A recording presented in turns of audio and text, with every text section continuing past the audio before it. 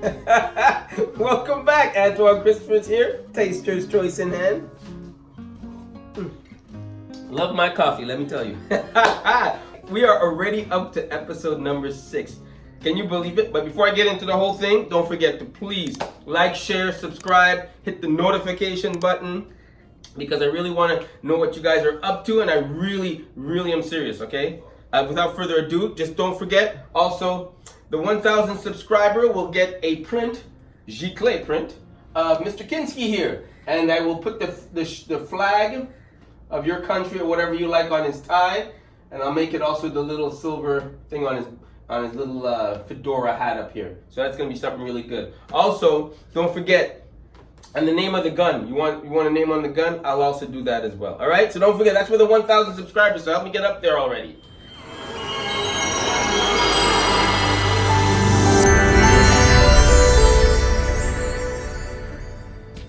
Okay, welcome back. As you can see, I'm just finishing up some touches on Mr. Kinski here. And if anybody's wondering, I'm using a carbothello, really good. Sharpened to its finest, as you can see. I sharpen it myself with a little sandpaper, but I'll show you that sometime, how I do it. But mostly I just blend with my fingers, as you see, like this. Okay, so wow, I got a question from George. George from Phoenix. I didn't even know I had a fan, but I do have a fan. George, thank you very much for the question. It's actually, so let me get to the question. George asked me, what is the role of texture in art? How can I use texture in a painting to convey my feelings and emotions? Well, two things. That's a two-part question, I think, because I don't know if you mean texture as in what I'm drawing on, which is a board. You know what? And the name of the board escapes me right now, but I'll find that out and I'll leave it in the description below. But I usually draw on a board for the pastels.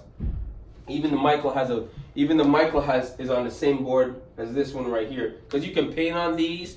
You could use watercolor. It's really good. But if you're gonna do watercolor, I always recommend get watercolor paper. But it is good, very good board to use. And I'll leave a description on that below. And I can also paint with acrylics. So if that's what you mean. And then there's canvas. Canvas is good for, like, you can't really obviously draw on canvas. You could draw like with the carbothellos and get your outline and then start painting from it, but it's not something I would use to do pastels on and all that sort of stuff. It's for paint, let it deal with paint.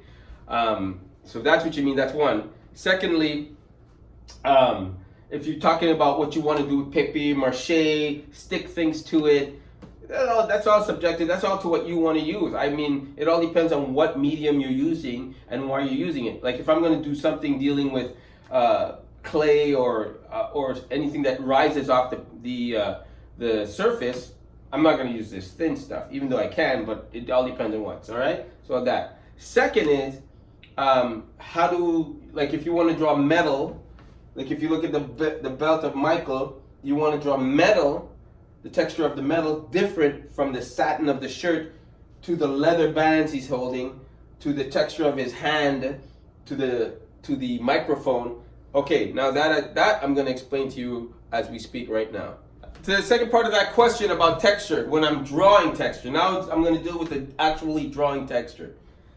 As you can see, there's the metal belt, right, which is very reflective, and then there's a satin, which gives off its own reflection, all right? Just like you have Mr. Kinski here. You have the car, which gives off its metal texture, and then you have the buildings, where kind of like gives off that illusion of wood and, drywall and whatever they make buildings, bricks and everything like that. That's all texture, and this is how I'm going to explain my way of looking at it and how I go about drawing it.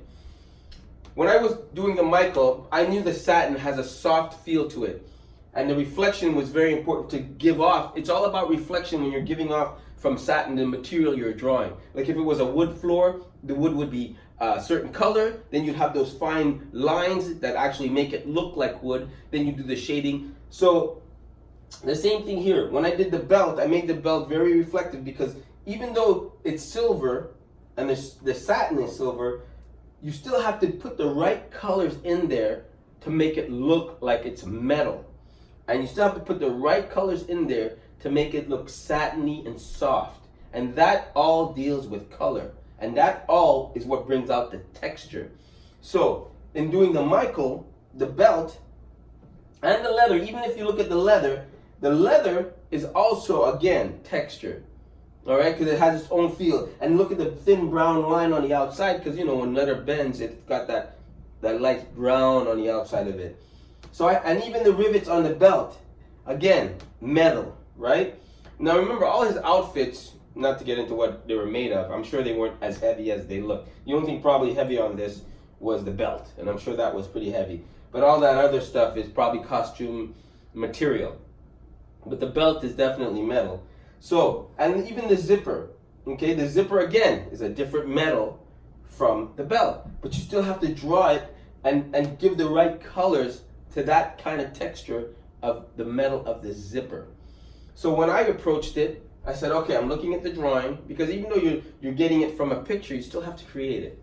So when I was drawing Michael, I said, okay, what colors are bringing out, what colors is making that look like satin? That's what I was focused on. So I said, okay, there's got these light mauve, the blues, you got the whites, you got the grays, but it wasn't to the point where it's like dark, right? So I had to be very soft on how I went about doing the wrinkles.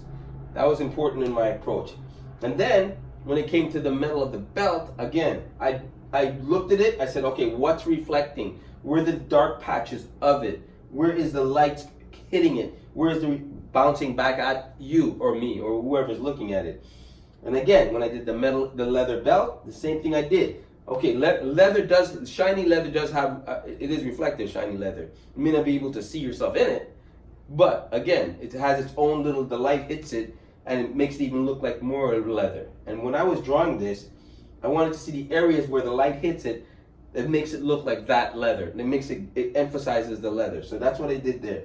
So again, okay, George, so I'm telling you now, when you draw, it's all about the colors you use to bring out the materials that the subject is wearing, or whatever it is. If it's a brick, you know, bricks have a certain gray to it. All the little subtleties, the little cracks, that helps define the texture of what you're drawing.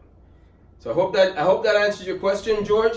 You know me, I'm always here. If that doesn't answer your question, just email me again. I'll specifically go into answering it again to what you asked me. All right? So, once again, this is Antoine Christopher signing off. Again, please don't forget, like, share, subscribe, comment, hit that notification button, and don't forget that 1,000, it's waiting for you. It is waiting for you. So take care, and I'll talk to you on the next episode.